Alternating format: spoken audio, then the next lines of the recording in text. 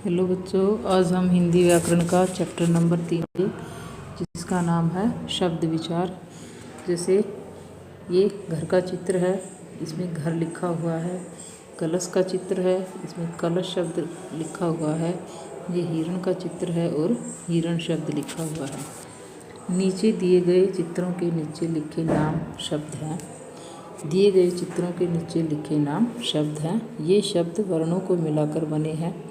इन सभी का निश्चित अर्थ है। घ और र के मेल से घर बना है।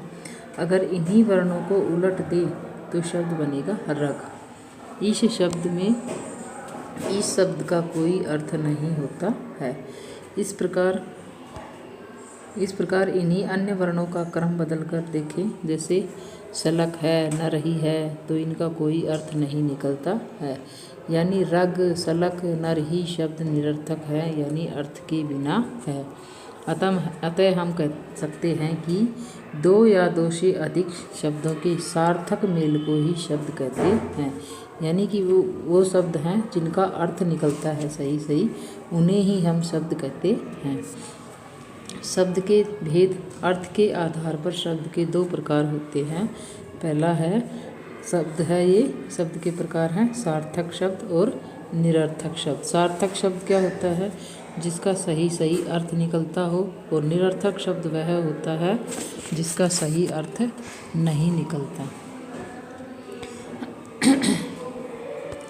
सार्थक शब्द वर्णों के मेल से बने ऐसे शब्द जिनका कोई न कोई अर्थ होता है, वे सार्थक शब्द कहलाते हैं। जैसे पुस्तक है, महल है, चित्र है, गमला आदि। ये शब्द सबको अपना अपना अर्थ लिए हुए हैं। दूसरे नंबर पे है, दूसरा प्रकार है निरर्थक शब्द। वर्णों के मेल से बने ऐसे शब्द जिसका कोई अर्थ नहीं होता है, वे निरर्थक कहलाते हैं। जैसे वपड़ा, लमक, लाभक। ये शब्द निरर्थक शब्द हैं लेकिन इनका कोई अर्थ नहीं है। इसलिए शब्द उसी को कहेंगे जिसका सही सार्थक अर्थ निकलता है। आपने क्या सीखा है उसका देखिए।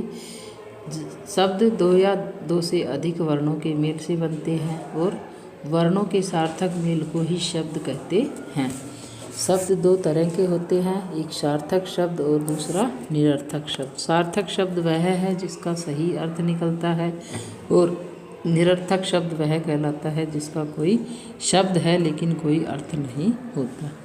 वह आपने क्या सीखा है, इसकी जांच आप इन प्रश्नों के माध्यम से कर सकते हो कि भाई शब्द किसे कहते हैं। इनको सोल्व करके देखिए खुद, ताकि आपको पता चलेगा कि भाई आपने क्या क्या सीखा है। शब्द के कितने भेद होते हैं, निरर्थक शब्द किसे कहते हैं। इन सभी प्रश्नों का इस पाठ में से देख करके आंसर करके देखिए, ताकि आपको ये लगे कि भाई आपने क्या सीखा है। आपका रिवीजन भी हो जाएगा और आपको याद भी हो जाएंगे। सभी प्रश्नों के उत्तर अपनी अभ्यास पुस्तिका में लिख करके देखने हैं। धन्यवाद बच्चों।